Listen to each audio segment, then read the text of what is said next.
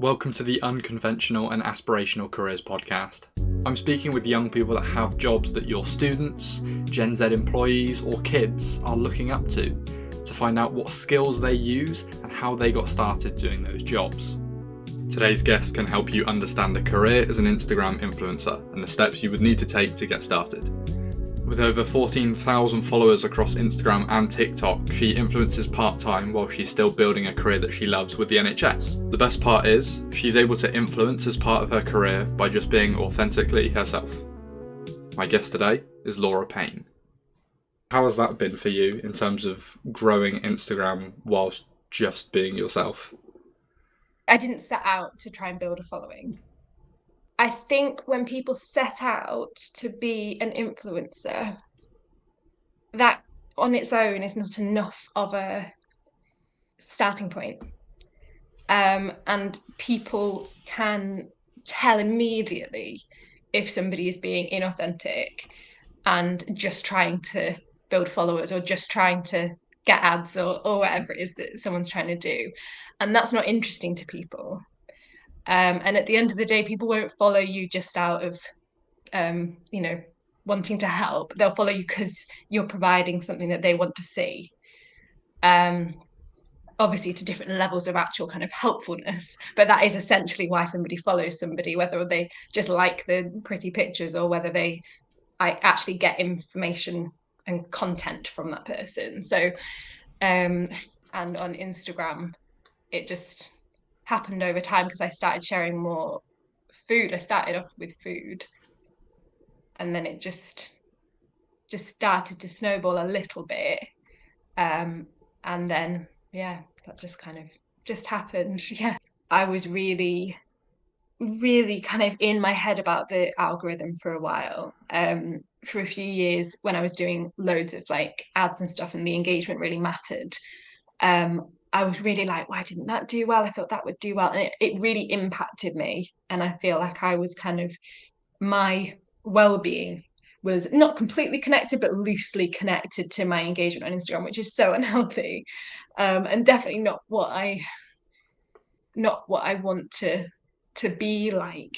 But I think it's because this is kind of the bad side to, I guess, that authenticity, is that because I feel it's me, when people kind of reject that, or what I perceive to be a rejection of that, that feels like being back in school again.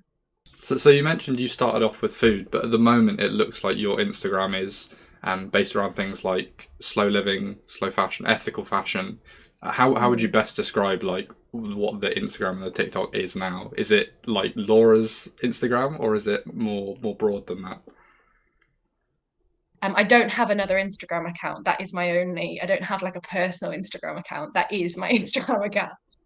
I would say my Instagram now is lots of foraging, lots of seasonal living stuff, uh, slow living, and yeah, some like ethical fashion, slow fashion stuff as well. So basically the things that I am genuinely interested in, and just kind of documenting those things.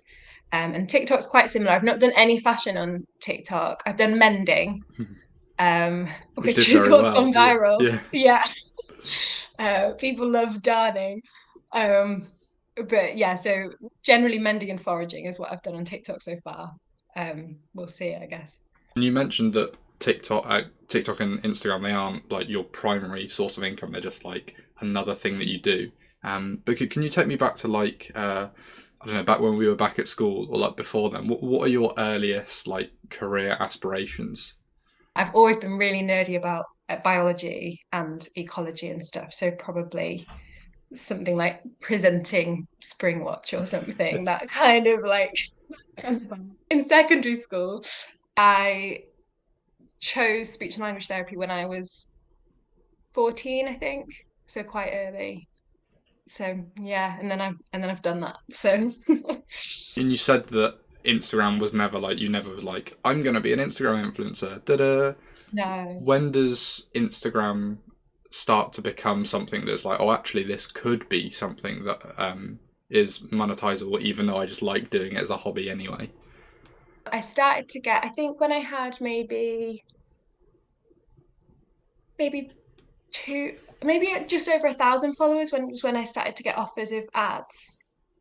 I think things have changed. The kind of the landscape on Instagram has changed quite a lot. So some of this I don't think is still necessarily completely true in terms of the numbers. Um, but yeah, back in those days, 1,000 followers would get you offers for ads. You're curating an audience basically. The people that I'm interacting with are actually this kind of niche audience that I've got from posting what I'm posting. But that's kind of the nice thing about the internet. That's what we enjoy about it, is that you can find people that have that same passion, and you feel like it's not that weird, basically. Hmm. And do you think there's a challenge? Because I know that from what we've said earlier, the authenticity of what you post is really important. Mm. You probably get a lot of offers that maybe didn't align to like what you believed in. I was going to say, firstly, do you think it's an advantage that you actually had a career and you were like, I don't need to do this to make money? But also, how do you go about making the decision of, I feel comfortable posting this on my Instagram as like a paid piece of work? Firstly, yeah, in terms of my ability to turn work down, because I knew I had my full-time job, um, I didn't have to think, oh, I need this, so I'll take it, even though I'm uncomfortable with it. So I had that kind of privilege of making that choice. In terms of how I make that decision, I'm very strict. And I'm not kind of making any judgment on people who can't be that strict, because I know that if it was where I was relying on money, I think I would have to reevaluate what am I saying yes to. But because it was just purely because I could just be driven by my values, um, I will ask a lot of questions. So if a brand contacted me and said, we'd like to send you some clothes and we'd like you to post this many things or whatever, I would get back to them with, how much are you paying your garment workers? Are they paid a living wage? Have you got any kind of independent certification to show that you're paying them a living wage? I would ask about the materials. That's how I choose what clothes I buy. So it's just as strict as I would be with my own purchases. I would mention being vegan on there, and yet I would still get loads of requests from companies asking me to like share like a leather bag or something. So they don't do much research when they're sending out these things to say, we love your page and we'd like you to do this. They don't necessarily know anything about you. A lot of the time just replying, sorry, I'm vegan, so no. I'm interested to know that whilst this is like a very authentic thing for you and you post being yourself, Mm. are there any like skills that you think you've learned or challenges that you have to overcome, whether that's like influencing or this like freelance side in general? When people think that they want to be an influencer, when that's an aspiration that somebody has, I think what they see is, these Instagram pages where people are getting free stuff. And obviously that's great. um, but there's this whole other side to it that you're not seeing, because it is by nature curated. Um, so even just kind of the navigating the business side of things in terms of arranging ads and reading contracts, and negotiating prices. I work in the NHS, I don't have to do that. So that was definitely a big um, learning curve for me. And I think there is a lot of exploitation in that industry of people who don't have that many followers and aren't very experienced. Brands will kind of prey on that and know that, they'll take any ad and do it like for free product instead of for pay and that kind of thing. So it's a very unregulated industry. And that is something to be conscious of if you're kind of wanting to do it. Difficult to kind of navigate all of that, and you kind of have to do it on your own. I think that's really important because, like I say, whilst outwards facing, the Instagram is like Laura, this is like the authentic Laura, you're not like, you don't love negotiation. You're not like, I've always wanted to be a negotiator, but that is just part and parcel of what you do so that you can Yeah. do something that you love. We're halfway through the episode, and I wanted to take this moment to shout out my incredible sponsor, me, Jake Richings. The reason I started this podcast is because I believe that no matter what path young people want to take in their careers, no matter how aspirational or unconventional, they should be motivated and inspired to take the next steps towards that. We all know from experience, from volunteering, work experience, our jobs, connections, individual circumstances, that the path we thought we'd be on is very different to the path we are on now, even if we didn't expect that. For the last 2 years, I've been facilitating workshops and running keynote talks, inspiring students to find careers that they love, and alternate talks to enable teachers and leaders to enable young people and engage young people in their futures. That's a big part of what I do for a living.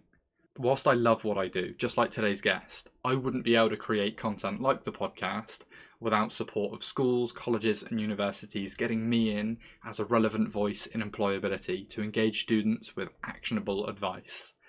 If you want your students to be just like everyone else, don't look in the show notes for my email and contact details. Back to the podcast. I'd be interested to know, Laura, have you got an intention to make Instagram your like main thing, or are you just like content with where it is at the moment being kind of part-time? So I definitely had times where I was thinking, could this be what I do? The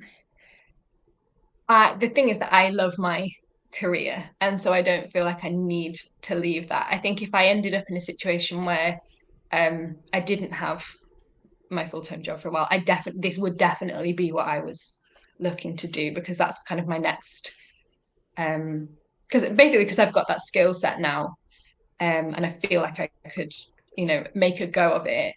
But Instagram has changed massively in the last even just in the last year, last 6 months. Um, not just in terms of the app interface, but just kind of engagement and what's being pushed on there and things is really changed.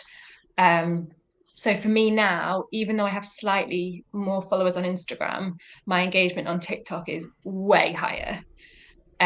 So actually, I think in terms of money in the future, I would think I will probably make more from TikTok than I do from Instagram, because I'm not doing many ads anymore. I've had a few kind of like gifted products and stuff recently just to do like story ads. But I've not been taking on ads recently on Instagram, whereas obviously TikTok, the way you earn money is different. So yeah, I think probably TikTok is, and I think myself a year ago would hate to hear me saying that, because I love photos. Like I have a nice camera and I like taking photos. So the idea that I'm just doing videos on my phone is like artistically not good. But yeah, that's just kind of how the landscape is really. Yeah, and I suppose that will continue to change as the years go by, like Yeah. the medium that's being used for Mm. influencing will continue to change. I'm interested to know how much of the reason for setting up this Instagram, and certainly like the research you do now, it sounds like you're serving the people that would have been in your position when you maybe first went vegan or you first started getting involved in slow fashion. Do you see it now as like a service to the person you maybe like used to be in that sense, or is it more so just like just here to help? That's a really nice way of saying it. I think definitely when I was doing the food stuff, I definitely felt like I was giving useful information, because I mean, I've been veggie since I was 8, so I've had a lot of experience with that. And with veganism, it was something that at that time I was really enjoying um, cooking and making recipes and things. So I did feel like this is like actually useful to people. Um, and yeah, that was kind of, this is what I would have liked to have known earlier, kind of thing. And I used to share stuff about like what supplements I would take and things, not as ads, but just literally, from a dietetics point of view, these are the right things to be taking. Um, And then in terms of fashion, yeah, I definitely wanted to I really didn't want to make people feel uncomfortable and guilty. I didn't want to, I wasn't kind of calling specific people out or anything like that. But I did really want to share that information that helped me make that choice. Because I felt like, um, because we all know to some extent that there's got to be something wrong happening when a t-shirt is £2. I think, because I knew that when I was doing loads of Primark shopping, I knew that, but I wasn't seeing that much information that helped me to actually process how I felt about that and what I could do about that. And so I just wanted to give that information without making somebody feel like a moral judgment on them individually. I just kind of wanted to make those comments on the system generally and our approach generally. I don't, yeah. So that's kind of, and especially with like the zero waste stuff, I don't do as much zero waste stuff anymore. But when I did all of that, that was definitely, I'm sharing this because this would have been useful to me 2 years ago. Mm-hmm. Um, One of the so yeah. things you mentioned that I really want to touch on was you saying that you Mm. don't want to make other people feel like guilty or that they're like, I don't know, being less moral. Was that to some extent like how you felt when you were back in that position? Like maybe before you were vegan, did you feel like, oh, I'm guilty because I'm not doing this? Or when you were buying £2 Primark shirts? Yeah, I think I can't quite remember how I felt before I went vegan because it's been like 7 or 8 years now.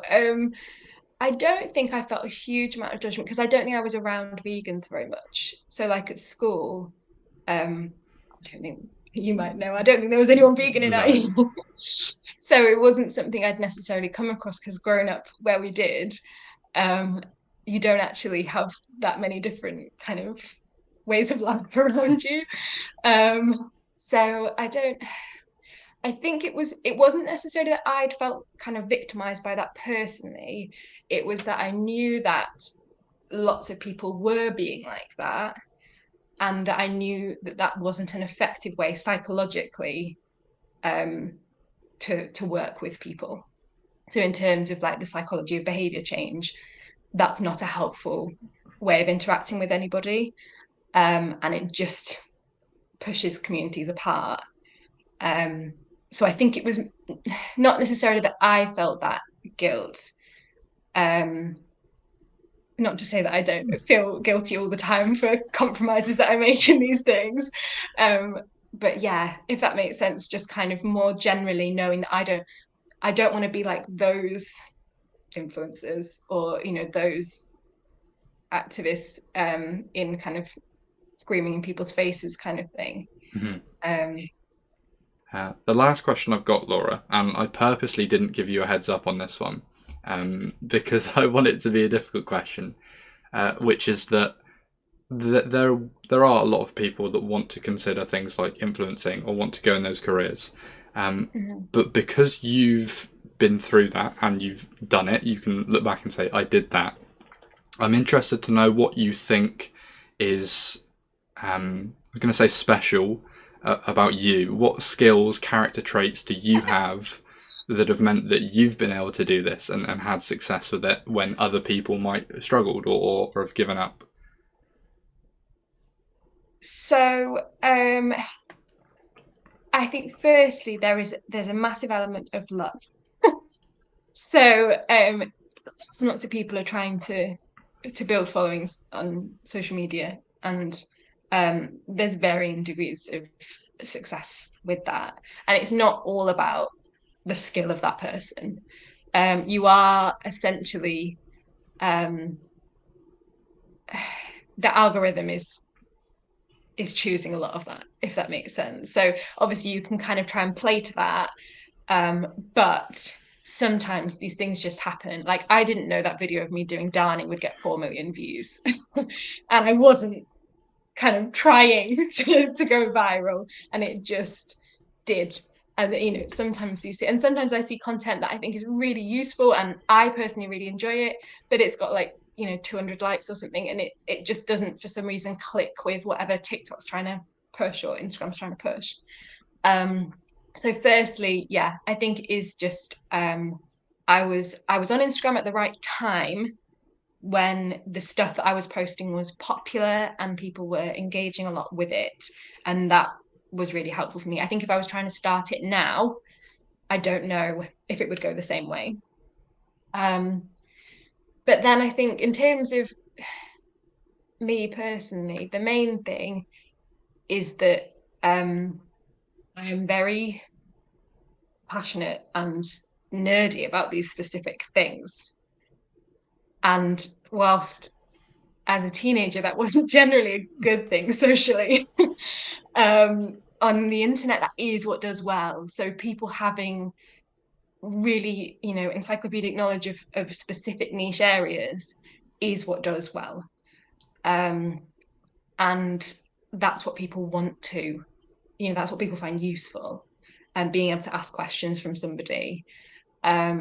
So I think that was definitely my tendency to go into a topic and learn everything about it meant that even though I've done different kind of stages in my Instagram where I was doing food and then I was doing zero waste and then I'm doing fashion and foraging, through each of those stages, if people ask me questions, I would be able to answer them, I guess, and I would create content that answered people's questions. And I think it's probably that. I think it's the main thing if someone's wanting to do social media as their job, at least the kind that I do, that kind of like personal influencing.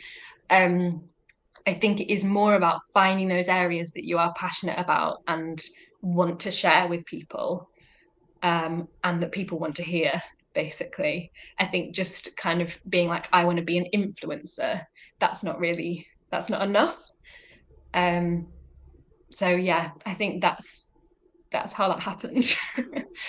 Really, really like catching up with you again, and I certainly think this Yeah, has been you too. a great call. Lots of like really, really interesting and insightful stuff as well that you've shared, and some personal stuff as well, which is very kind of you to share.